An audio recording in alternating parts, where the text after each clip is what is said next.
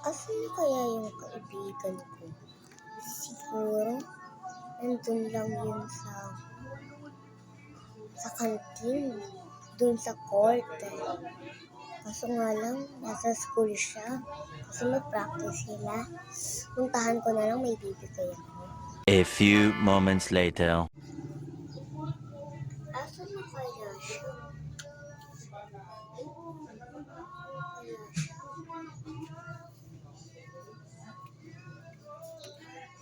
Kaibigan.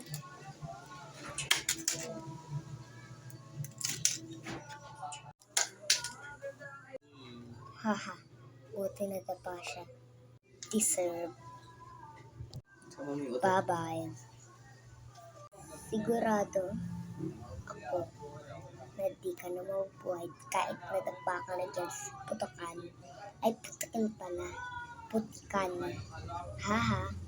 At saka may patulis pa dyan. Ha ha ha ha. A few moments later.